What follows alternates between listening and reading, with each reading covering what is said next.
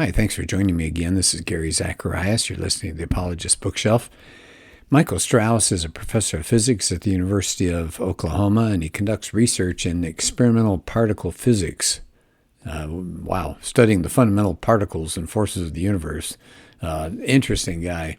He's spoken to our church before. And he's got a book called The Creator Revealed. This is the third time I've done a podcast on his material. So Mike Strauss, at the end of the book, he has a kind of an extra section here, which I like a lot. His book has been talking about, from a physicist's perspective, examining the Big Bang and the Bible, that he believes the Bible, and he thinks the Bible got it right as far as the Big Bang. So at the end, though, I like this because he kind of flips things around. He's been arguing for the biblical view of the creation of the universe, and now he wants to come at it from a new direction. So let's go through it.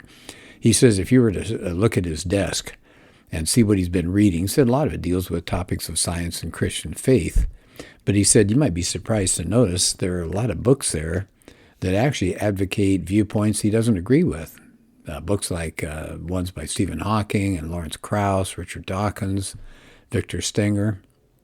He said he's seeking the truth. So he said, I need to look at diverse viewpoints. I really like that perspective.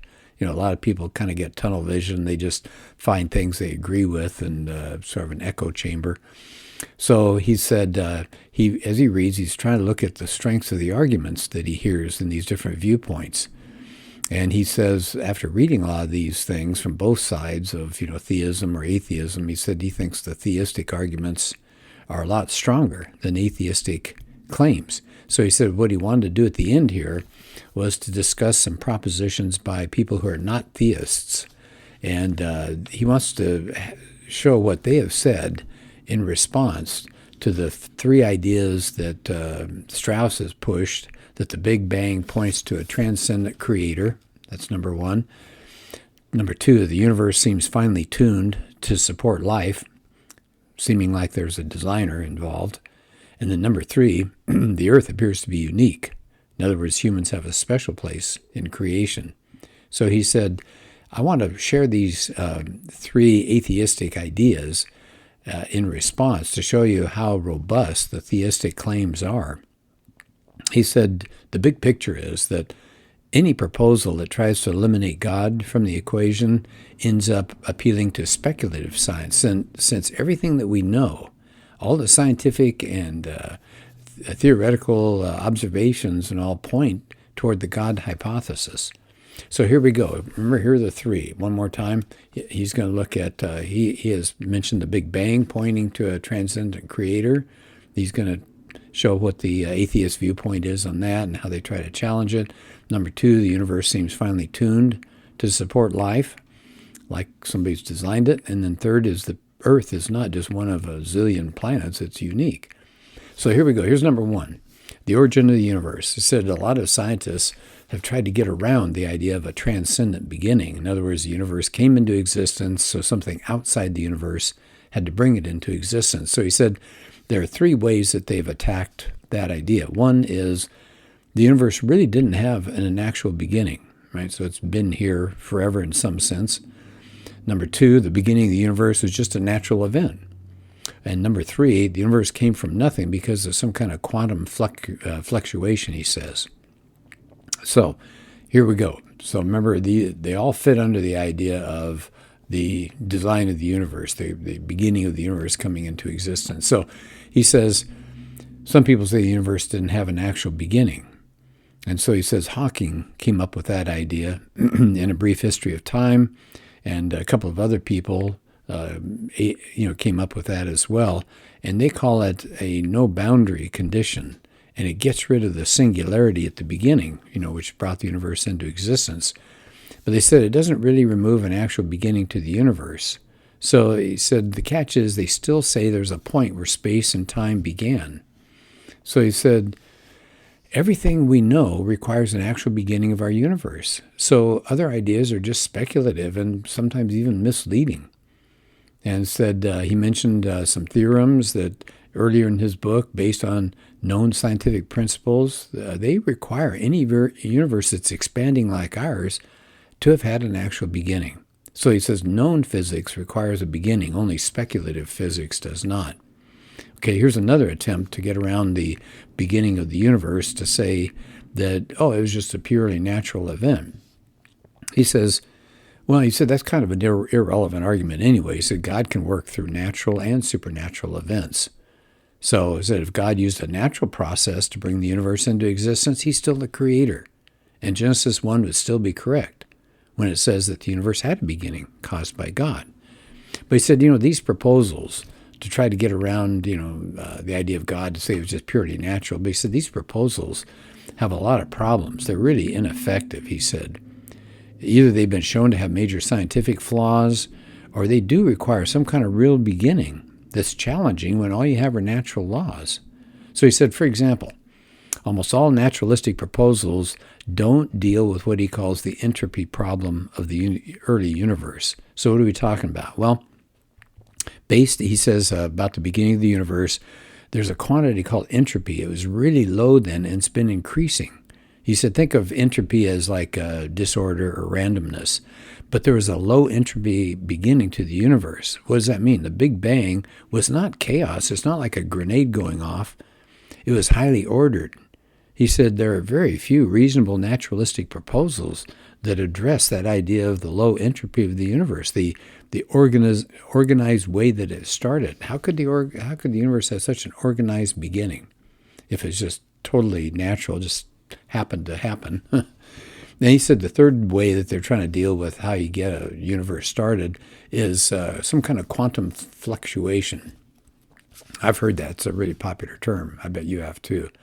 So he said, in our universe, it is possible for fundamental particles to sort of pop into existence from nothing and then disappear. He said we call them virtual particles because of their brief existence. Catch this. Strauss says they exist about a trillionth of a second. Wow. But he goes on to say, now some scientists have proposed the universe did begin. In some kind of quantum event, the universe just sort of appeared from nothing, just popped into existence due to these quantum fluctuations. But he said, there's some problems with that. He said the virtual particles that we see don't really come into existence from nothing. He said they're coming within the space-time fabric of the universe. That's where they're coming from. And it's populated throughout with quantum fields that can create these particles. So he says that space-time fabric of our universe is something. It's not nothing. So if the universe did come into existence in a similar way, there must be some other similar kind of underlying structure outside the universe that can create universes. He says that structure would still need an origin itself. So he said that didn't really help much. Okay, so that was the first one. He's attacking the idea that, or trying to go after the people that attack the idea of the beginning of the universe.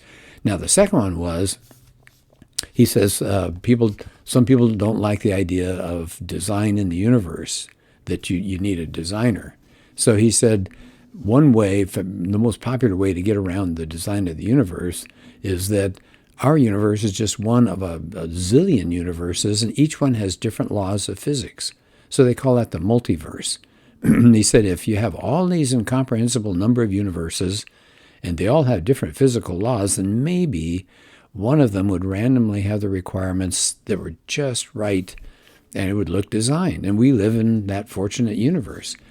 And so he said people try to come up with different scenarios that you get a multiverse out of that. He said, well, some say that cosmic inflation, that was in the first tiny, tiny part of a second after the Big Bang, maybe that could create many universes kind of like bubbles in a carbonated drink. So he said certain interpretations of quantum mechanics say that maybe you get multi-universes out of this. But he said, that raises some questions. Could you ever possibly observe other universes? Well, what's the answer? No. And if not, is that multiverse idea even a testable scientific hypothesis? And I would say no.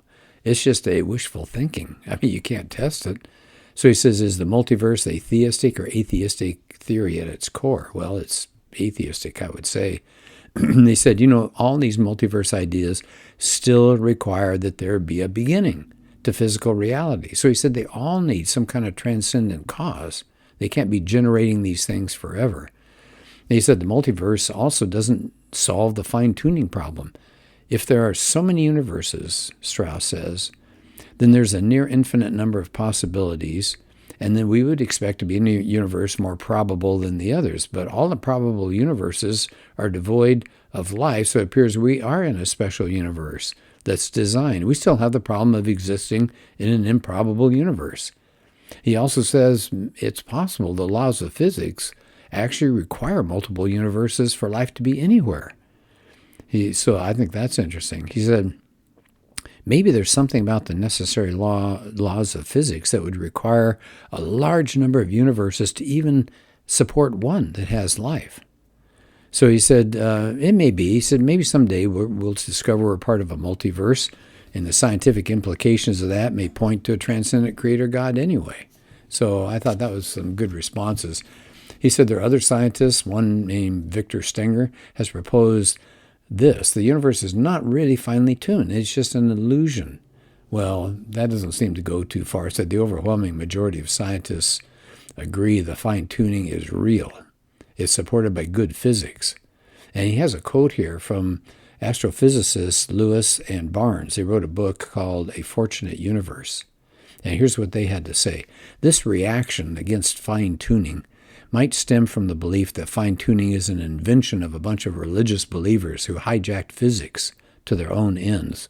This is not the case. The field began in physics journals and remains with physicists.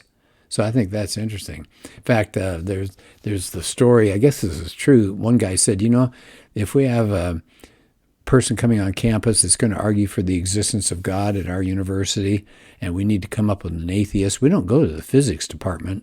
There are no atheists there. He said we go to philosophy or biology or something else.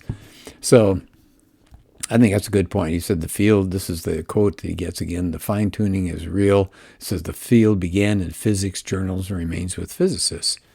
Okay, so here's the third one. Remember we're talking about the three ideas that he proposed in the book, and he's trying to tell you how atheistic philosophers and scientists are trying to challenge that. Well, the third one is the Earth appearing to be a unique planet. So he said scientists agree there's something like 100 billion trillion planets in the observable universe. I wonder how many zeros that would be. I don't even want to think. That just makes my head hurt. And he said because there's so many scientists believe that at least some of the planets should be capable of supporting higher life forms like us. But he said, that's not really backed up by the known facts. He said scientists will say, hey, we found an Earth-like planet. But Strauss says that means the planet may have one or two characteristics required for life. But you need so many more characteristics. If you want to support life, you need tons and tons of them. He said an educated estimate is that any planet in the observable universe could support higher forms of life. What's the probability? 1 in 10 to the 282nd. So you're talking about a 1 followed by 282 zeros. So just try to picture 282 zeros. You got one chance in all of those. So he said it's pretty naive and simplistic to make any claim that because there are so many planets out there that we would expect to find a life-friendly planet. He said that's just not the case. All right, then he concludes this last part of his book. He said, Christians are sometimes accused of appealing to what we're told are the God of the gaps argument to make a case for our God. Now, here's the way that works, the God of the gaps. So they appeal to things that are unknown and claim that God is the cause. So here's an example, he says. Ancient people didn't know the cause of lightning, so they're figuring it must be the gods, setting fires off or whatever. But then as we began to understand lightning, then you don't have room for God. He says, okay, but he says in this book, he said, we're not appealing to gaps in our knowledge to make a case for God, but to things that aren't known. He said that the evidence for a transcendent origin, the evidence for design in the universe. In fact, he says everything that is scientific, observable, and measurable gives support for a transcendent, intelligent cause completely consistent with the God that's described in the Bible. So the non-theist has to appeal to gaps in knowledge to make a case for no deity. He says this is an appeal to atheism of the gaps. Isn't that interesting? It's being turned upside down. People used to say, oh, you just don't know how something happened, so you claim God did it. So now we know how these things happen, and the atheist has to say, no, there's got to be another reason for it. And so it's an atheism of the gaps argument. I love that one. So he said what he was trying to do in this last part of the book to represent some of these appeals to the gaps in our knowledge that might allow us somehow to wriggle out of the idea of a God. Since the Big Bang points to a transcendent beginning, maybe current unknown laws of physics will someday invalidate that conclusion.